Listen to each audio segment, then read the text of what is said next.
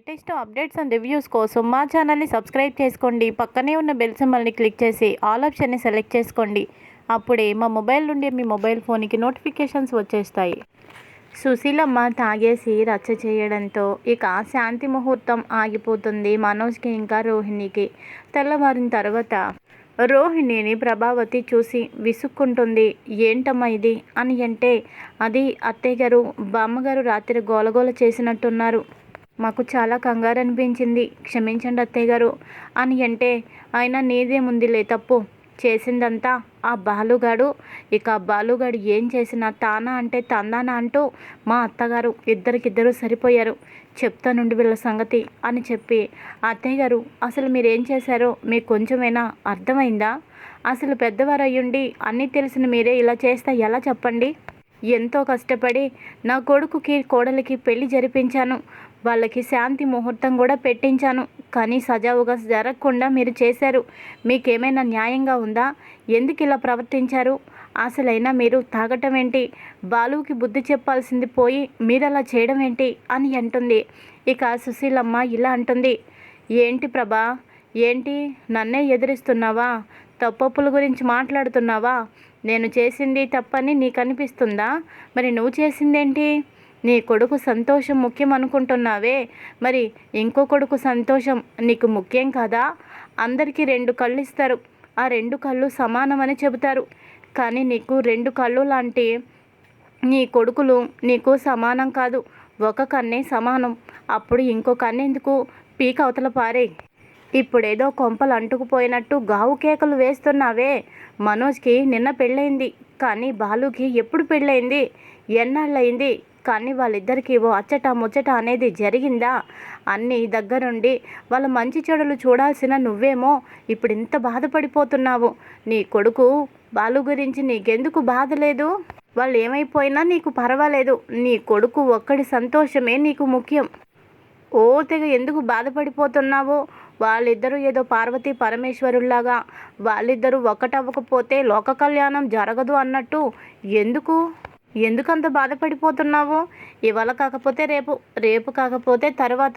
ఇప్పుడు ఆ శాంతి ముహూర్తానికి వచ్చిన తొందర ఏమీ లేదు అని సుశీలమ్మ అనడంతో ఇక సత్యం కూడా, ఏంటి ప్రభా, పెళ్ళై ఇన్ని సంవత్సరాల్లో అమ్మ మాటనే నువ్వు తప్పుగా అంటున్నావా? అమ్మని నువ్వు ఎదిరించి మాట్లాడుతున్నావేంటి అని అనగానే, అది కాదండి, పెద్ద ఆవిడ కదా, ఆవిడ ఇంట్లో శాంతి ముహూర్తం జరుగుతుందని తెలిసి అలా తాగి రచ్చ చేసి వాళ్ళని డిస్టర్బ్ చేయడం ఏం బాగుంది చెప్పండి అని అంటే, దానికి కారకురాలివి నువ్వే కదా అని అంటాడు. అదేంటండి మీరు కూడా తాగినట్టు పిచ్చి పిచ్చిగా మాట్లాడుతున్నారేంటి అని ప్రభావతి అంటుంది. నేనేం పిచ్చి పిచ్చిగా మాట్లాడలేదే అని అంటాడు.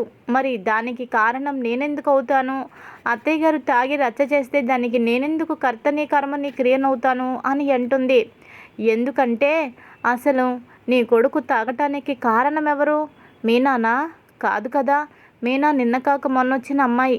అంతకు ముందే వాడు తాగుడికి బానిసైపోయాడు. ఎవరి వల్ల? నీ వల్ల కాదా? తల్లి అందించాల్సిన ప్రేమానురాగాలు తల్లి అందిస్తే ఏ కొడుకు అలా దుర్వ్యసనాలకు బానిస కాడు. నువ్వు ప్రేమ ఆప్యాయత అందించలేదు కాబట్టే వాడలా తయారయ్యాడు. వాడి చేతిలో మందు బాటిల్ మా అమ్మ తీసుకొని తాగింది. అసలు వాడి చేతిలోకి ఆ బాటిల్ వచ్చిందే నీ వల్ల కాదా? ఇప్పుడు చెప్పు, కర్త కర్మ క్రియ నువ్వే కదా. నువ్వే సరిగ్గా ఉండి ఉంటే ఈరోజు ఈ పరిస్థితి వచ్చేది కాదు అని ఇక సత్యం అంటాడు. ఇక ఇదిలా ఉండగా ఇంకొక పక్కన మనోజ్ రోహిణితో ఇలా అంటాడు, అసలు అంతా ఇంట్లో చాలా డిస్టర్బెన్స్గా ఉంది కదా, మనం ఈ ఇంట్లో ఉండొద్దు, ఎక్కడికైనా వెళ్ళిపోయి ప్రశాంతంగా బతుకుదాము.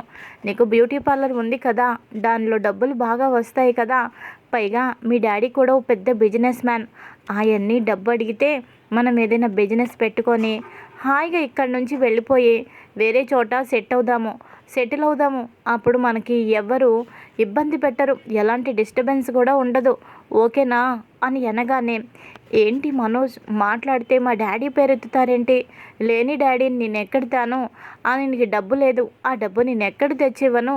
ఎంతసేపు మా వాళ్ళ పేరు చెప్పి వాళ్ళ మీద ఆధారపడ్డమే కానీ నా కాళ్ళ మీద నేను నిలబడతాను, నేను సంపాదిస్తాను అని ఒక్క మాట కూడా ఎప్పుడు ఈయన చెప్పడం లేదేంటి అని అనుకుంటూ ఉంటుంది.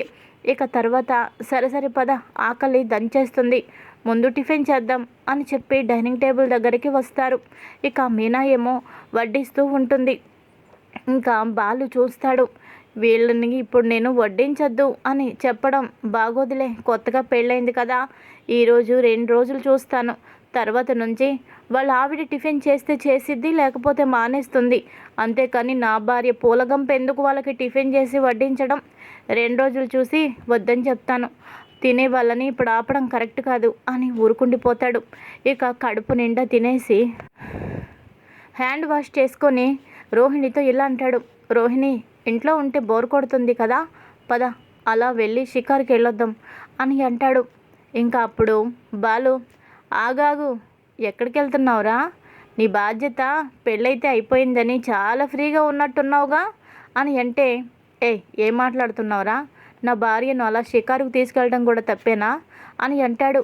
నీ భార్యను షికారుకి తీసుకువెళ్తావో ఇంకెక్కడికి తీసుకువెళ్తావో నాకు అనవసరం, ఆ 40 లక్షల రూపాయలు వాటి సంగతి ఏంటి, నువ్వు పెళ్లి చేసుకున్నావు బాగానే ఉంది, మరి చెల్లెల సంగతి ఏంటి, మంచి మంచి సంబంధాలు వస్తున్నాయి, చేతిలో డబ్బు లేక ఏ సంబంధం నచ్చలేదు అని వెనక్కి పంపించేస్తున్నాము, ఇప్పుడు కాకపోతే తర్వాత అయినా చెయ్యాలి కదా, ఆ డబ్బేదిరా, ఆ డబ్బు ఇస్తానన్నావు, ఆ డబ్బు ఎక్కడా అని అడుగుతాడు.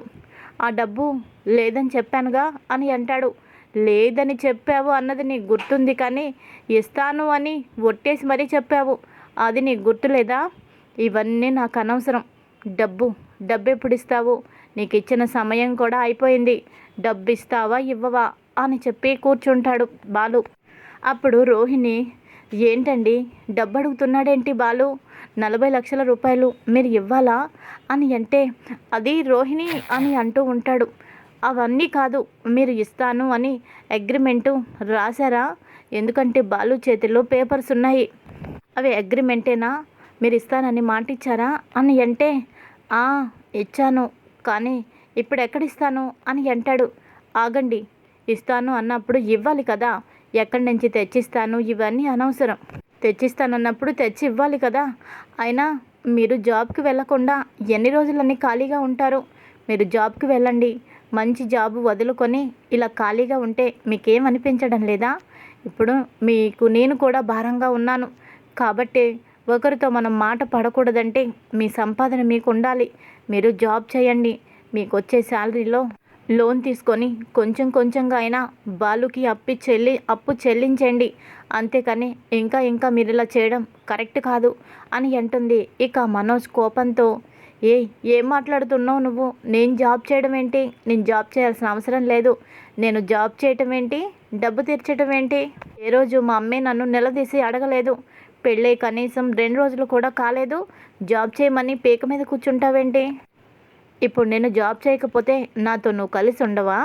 అయినా మీ నాన్న సంపాదిస్తున్నాడు, ఆ డబ్బు నీకు సరిపోవడం లేదా, నేను కూడా సంపాదించాలా, అయినా ఒక్క విషయం ఆలోచించవేంటి, మీ నాన్న అంత సంపాదించాడు, తనకి నువ్వు ఒక్కదానివే కూతురువి, ఏం చేసుకుంటాడేంటి ఆ డబ్బంతా, ఎంత మీరిద్దరూ గొడవ పడి వేరువేరుగా ఉన్నా ఆ డబ్బు సంపాదించేది నీకోసమే కదా, అలాంటప్పుడు ఇంకా ఇవన్నీ నేను ఎందుకు చెయ్యాలి అని ఇక మాట్లాడతాడు. ఆ మాటతో రోహిణి బాధపడుతుంది.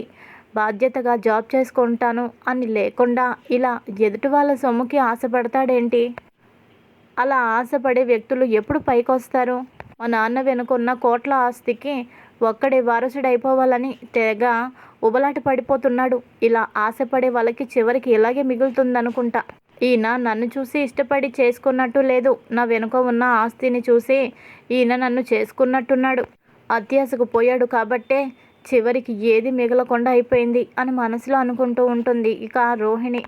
ఇంతలోపు ప్రభావతి వస్తుంది. వచ్చి, అమ్మ రోహిణి, నా కొడుకు మనోజ్ అన్న దానిలో తప్పేమన్నా ఉందా అమ్మా, నీకు తప్పుగా అనిపించిందా, పాపం వాడికేమో నీతో కలిసి సంతోషంగా కాలం గడపాలని ఉంది, వాడు నిన్ను ఎక్కడెక్కడికో తీసుకువెళ్ళాలనుకున్నాడు, కానీ చేతిలో డబ్బు లేక ఆగిపోతున్నాడు, కానీ నీ మీద ప్రేమ మాత్రం ఉందమ్మా, కానీ చేతిలో డబ్బు లేక చెయ్యి సాగడం లేదు, అది నీకు అర్థం కావడం లేదు, నీ సుఖం సంతోషం కోసం ఆలోచించడం కూడా తప్పేనమ్మా, వాడి దగ్గర డబ్బుంటే నీకే కదా ఖర్చు చేస్తాడు, నీతోనే కదా సంతోషంగా గడుపుతాడు, అందుకనే అలా అడిగాడు అంతే తప్ప మరోటి కాదు అని అంటే ఆంటీ అది కాదంటీ, మా డాడీ మీద నేనే ఆధారపడడం లేదు, అలాంటిది మనోజ్ ఆధారపడడం ఎంతవరకు కరెక్ట్ చెప్పండి, అందుకని అలా అన్నాను, నాదేమైనా తప్పైతే క్షమించండి ఆంటీ అంటూ లోపలికి వెళ్ళిపోతుంది. ఇక ఎవరికి వారు వెళ్ళిపోతారు.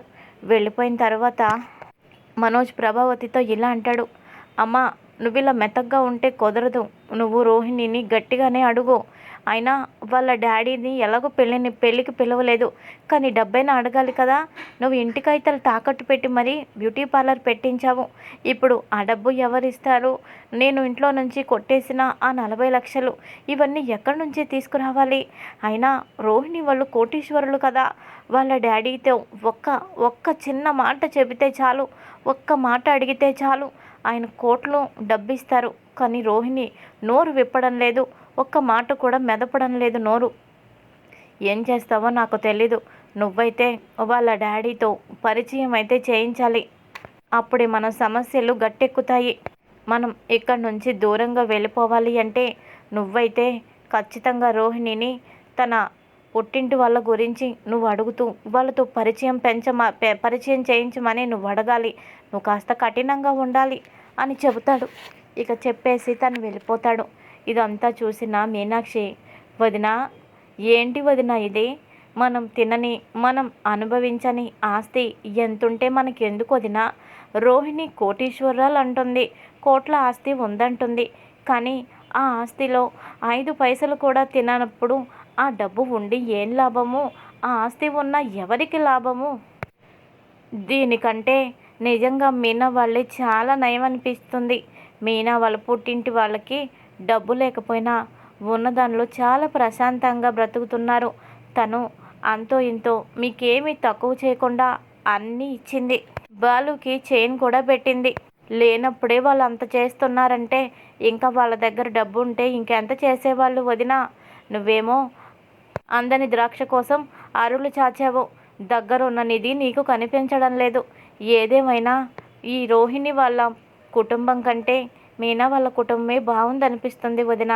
అని అనగానే, నాకు తెలుసు కామాక్షి, నీ సంగతి గొడవలు పెట్టాలనే కదా నువ్వు చూస్తున్నావు, నా కొత్త కోడలతో నేను గొడవ పడాలనే కదా నువ్వు చూస్తున్నావు, నీ కడుపు నిండలేదన్నమాట, ఇంట్లో ఇంత జరుగుతున్నా ఇంకా ఏదో జరగాలని ఆశిస్తున్నావు, ఎవరు ఏంటో, ఎవరికి ఏ హోదా ఉందో, ఏ విలువ గౌరవం మర్యాద ఉన్నాయో ఒకరు నాకు చెప్పాల్సిన అవసరం లేదు, ఎవరేంటో స్వతహాగా తెలుసుకునే శక్తి సామర్థ్యం నాకు బాగా ఉన్నాయి, తెలుసో తెలియకో ఈసారి నువ్వు అన్న మాటలకు నేను క్షమిస్తున్నాను, తెలుసో తెలియకో అన్నావు కాబట్టే ఇంకోసారి రోహిణిని మీనాని ఒక్కటి చేసి మాట్లాడద్దు, రోహిణి పుట్టింటి వాళ్ళని మీనా పుట్టింటి వాళ్ళని కానీ ఇద్దరిని ఒక్కటి చేసి మాట్లాడితే మాత్రం ఊరుకునేది లేదు అని అంటే, అయ్యో వదిన ప్రమాణం పూర్తిగా ఇంకెప్పుడు ఎత్తను వదిన, అయినా ఇద్దరూ సమానమని నేనెక్కడ అన్నాను, మీనా వాళ్ళే గొప్ప అన్నాను, మీనా పుట్టింటి వాళ్ళే చాలా మర్యాదస్తులు అన్నాను,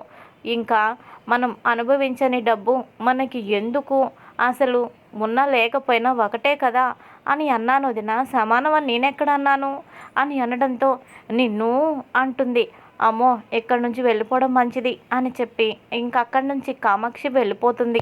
ఇది ఇలా ఉండగా ఇంకొక పక్కన మీనా రెడీ అవుతూ ఉంటుంది. బాలు వస్తాడు. బాలుని చూసి సిగ్గుపడుతుంది. ఇక ఆ బాలు ఇలా అంటాడు, సిగ్గుపడింది చాలు కానీ పద బయటికి వెళ్దాం అని అంటాడు. అదేంటి ఎక్కడికి వెళ్దామో, ఎక్కడికి రమ్మంటున్నారు అని అంటే, అలా షాపింగ్కి వెళ్ళొద్దాం పద అని అంటాడు. ఎవరికండి షాపింగు, ఏం కొనాలి అని అంటుంది. అసలు నీ పేరు పూల గంప కాదు, ప్రశ్నల గంప అని పెట్టాలి, అసలు ఇవన్నీ నీకెందుకు ఈ ప్రశ్నలు, ఎవరికి కొనాలి, ఎవరికి షాపింగు, ఎక్కడికి వెళ్ళాలి ఇవన్నీ అంటావేంటి, నేను నీ భర్తని, నేను ఎక్కడికి తీసుకువెళ్తే అక్కడికి రావాలి అని అంటే, అది సరేనండి కానీ షాపింగ్ ఏంటి అని అంటుంది. ఎందుకంటే నీకు కొన్ని డ్రెస్సులు కొనాలి అని అంటాడు. డ్రెస్లా నాకా అని షాక్ అవుతుంది. అవును నీకే అని అంటాడు. నేను డ్రెస్సులు వేసుకోవడం ఏంటండి, శారీస్ కట్టుకుంటున్నాను కదా అని అంటుంది. నిజమే, శారీస్ కట్టుకుంటున్నావు, కానీ నీకు డ్రెస్సులు కూడా ఉండాలి అని అంటాడు. అయ్యో, ఇప్పుడు సడన్గా ఆలోచన మీకెందుకు వచ్చిందండి? ఇన్నాళ్ళు లేనిది ఇప్పుడు డ్రెస్సులు వేసుకోమంటున్నారేంటి అని అంటుంది. ఎందుకంటే పూలగంప నా లక్షలు ఎత్తుకెళ్ళినవాడు, మింగినవాడు ఉన్నాడు కదా అని అంటే, మీ అన్నయ్యే కదండి అని అంటే, అలా అని నాకు ఎప్పుడు పిలవాలని లేదు.